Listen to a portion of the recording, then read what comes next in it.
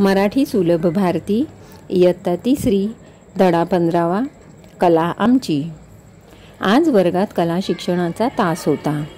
बाईंनी आवडेल ते काम करायला सांगितले। नेहाने आगपेटीचे घर बनवले।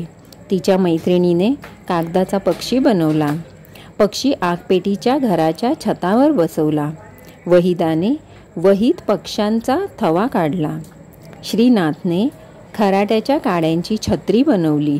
अफजलने फरशीवर खडूने घरटे काढले। सगळे कलेत दंग झाले।